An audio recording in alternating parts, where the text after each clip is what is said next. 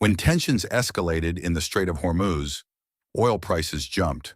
Missiles created the shock.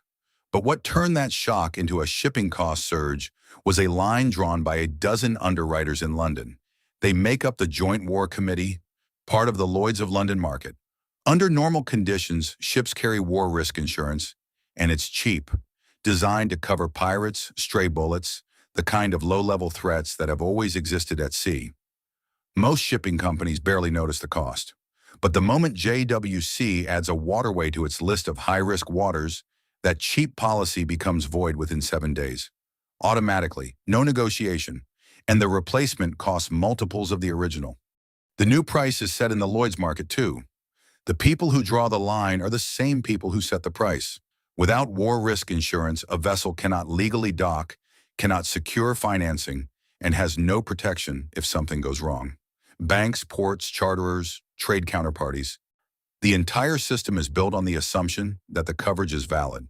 So when JWC draws a line, shipping companies don't just face higher costs. They face a binary choice. Pay whatever Lloyd's charges or don't enter at all. Before the line is drawn, freight rates reflect the probability of conflict. After the line is drawn, they reflect something different. Access. Not how dangerous is it to go in, but are you even allowed to go in? Probability is something you can bet on. Access isn't. So what exactly does Lloyd's hold? Not policies, a benchmark. The real power is that Lloyd's controls two things simultaneously: the right to draw the line and the right to price the solution. But there's a third layer that locks the whole system in place: reinsurance. When other insurance companies underwrite war risk coverage, they need to offload that risk somewhere. They come to Lloyd's. That makes Lloyd's both a direct competitor in the market and the risk backstop for every other competitor. Your rival is also your lifeline. You cannot afford to ignore its pricing. Draw the line, trigger the demand, set the price, absorb everyone else's risk.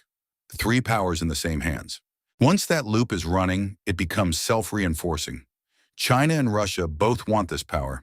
Neither can take it, not because they lack strength, but because the barriers are structural. They have no reinsurance network. Without it, a single large claim could wipe out an entire capital base. Their insurance companies are state-owned, and that's a liability, not an asset. If their own government is a party to a conflict, would they still compensate the other side? There's no answer to that question, and no answer means no credibility. They also have no claims history. 300 years of payment cannot be purchased, only accumulated.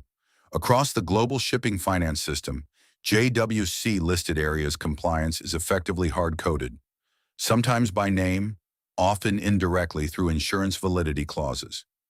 Replacing that means renegotiating with every major shipping bank in the world. That's not insurance competition.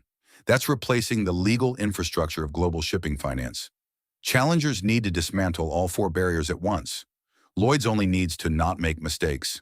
Holding this power isn't free. There are 2 real costs. The first is bearing the final claim. One misjudgment can erase decades of premium income in a single settlement season. In the late 1980s, a cascade of losses nearly broke Lloyd's.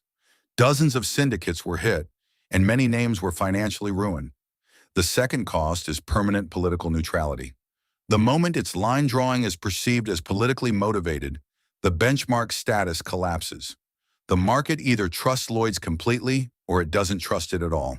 Every time there's a geopolitical crisis, JWC draws a line, shipping companies buy coverage, banks lend against Lloyd's certification, ports accept vessels on the basis of JWC clearance.